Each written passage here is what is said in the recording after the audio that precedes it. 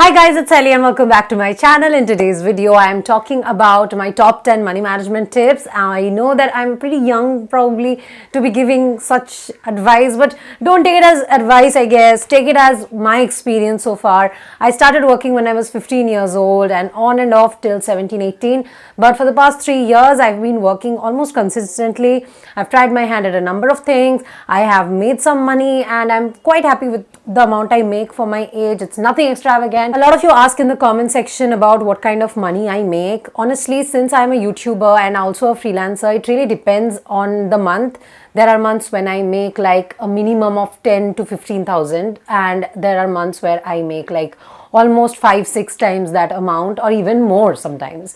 So it really varies. Quite frank about it all, but again, the numbers are not fixed. So don't keep anything in your head. If there's a month where I don't work at all, I will make like zero.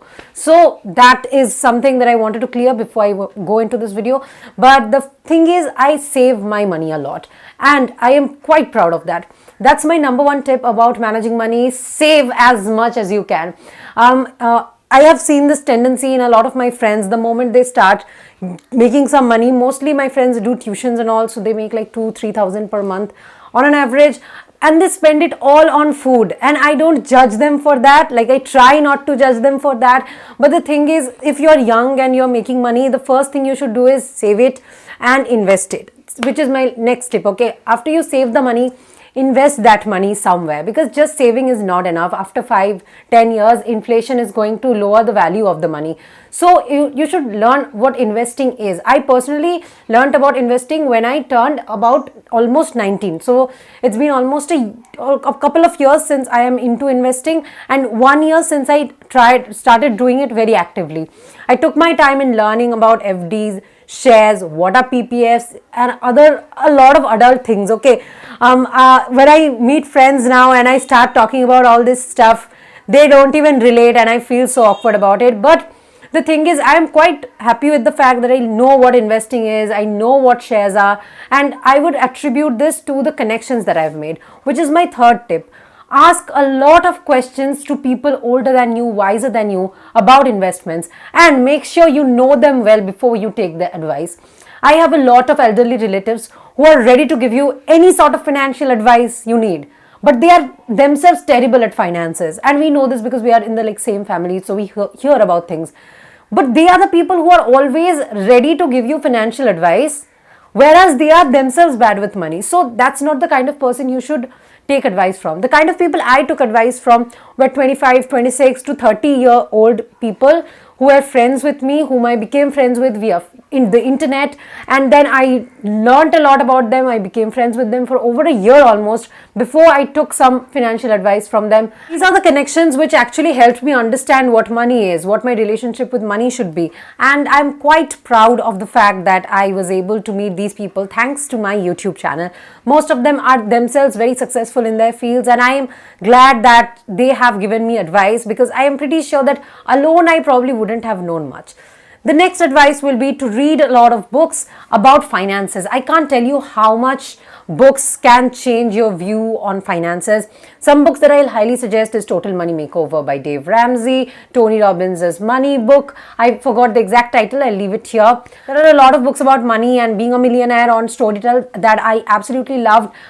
Even if your goal is not being a millionaire, you need to understand how money works and how your relationship with it can be improved.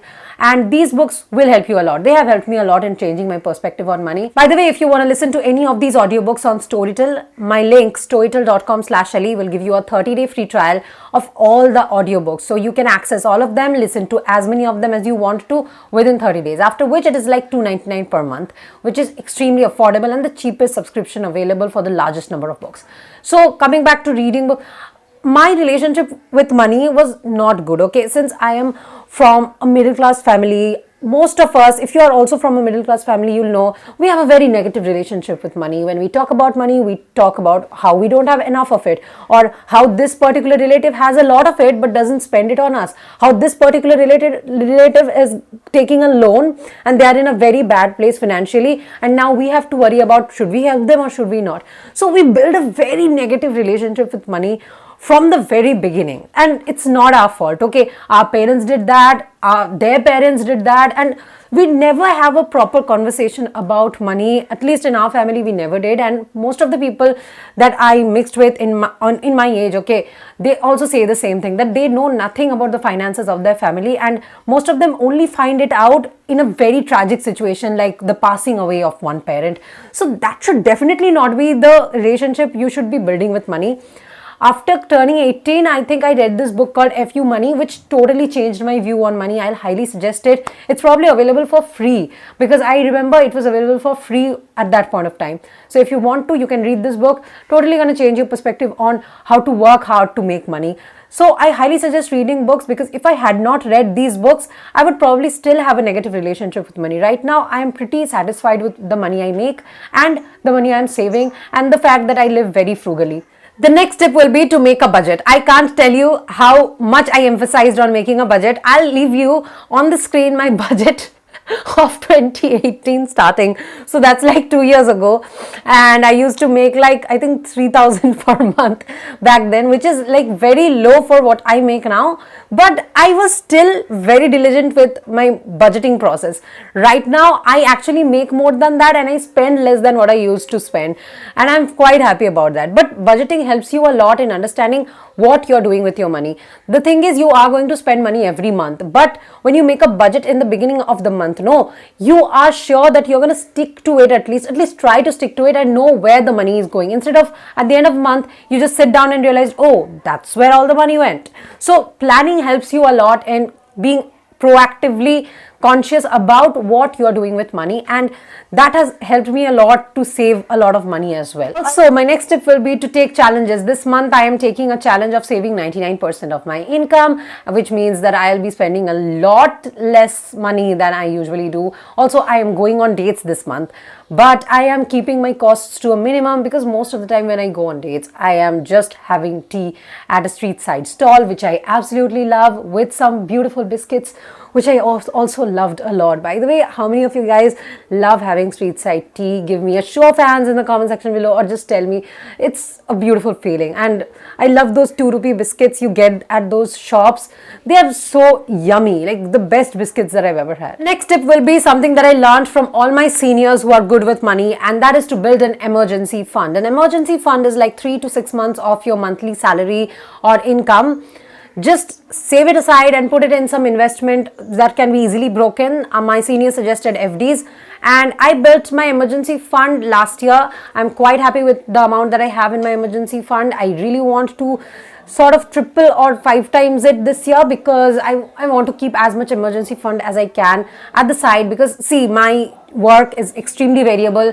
One day I can lose it all. I actually got pretty worried with the internet shutdowns happening all over the country, because my work itself is online. There was a time when the internet was actually shut down in my area as well, and I can't tell you how stressful it was and how stressful it gets for people who make a living on the internet. So an emergency fund, at least I know that if something terrible were to happen, I won't be left with absolutely nothing for some time, and I can survive. And that's exactly the purpose of an emergency fund. It's for emergencies. So make sure that you set aside an emergency fund the first thing when you start making money, because it is extremely important. The next advice I'll give you guys is to listen to a lot of money podcasts, or at least watch channels that talk about money. My favorite is obviously, you guys, if you guys follow finances, you know this channel, and this channel is called The Financial Diet. It's extremely brilliant. Also, Saloni Srivastava, she makes finance related videos on her channel, and all of them are pretty great. That's not her main content though, but all of the videos that she has made on finance as yet, I love them, because she's extremely real with the numbers, which is very good, because most YouTubers don't really feel comfortable sharing numbers, and I respect that. Even I was not, but right now I try to be frank with you guys as much as I can, so that you can understand what position I am at, and then judge if you can relate or not relate to me. Yeah, I'm pretty happy about doing that, because I want to be absolutely honest with you guys as much as I can. The next money management tip will be to figure out what works for you. Everything that I said till now, it's my experience, and your experience might be different. Know that I am extremely privileged about a lot of things. I live with my parents. Not everybody can do that. I don't really have to take the financial responsibility of anyone else in my family right now. And if I wanted, I could not even take mine because my parents are quite happy to support me. That sort of privilege is not available to everyone, and a lot of us do take it for granted. For those of you who live with your parents and your parents are bearing your costs, I must tell you, make sure that you appreciate that, because although we feel like it's normal, it is not. Okay, there are a lot of people who struggle just to survive themselves, and then they have their family's responsibilities too. So if you don't and your parents are doing that for you, maybe you should be very grateful for that. So understand what works out for you. If an FD is not a good idea for you, don't make an FD. If shares are not a good idea for you, don't go into shares. That's what you should do. Figure out what works for you. The last tip that I'll give you guys is to master the art of self-control. There's this book called No Excuses by Brian Tracy, which I read and absolutely loved because it helped me a lot in disciplining myself. And discipline is the first thing that you should have if you want to manage your money well, because if you don't have discipline, your money is going to slip through your fingers as soon as it comes in them. And that is probably the last thing I want to say today. That's all for today's video and my tips on money management. I hope you guys liked today's video. If you did, make sure you give this video a big fat thumbs up. The books that I recommended will be in the description below. A link to a free trial of Storytel will be in the description below if you want to use it. And I'll be back with another video next week. Till then, bye bye.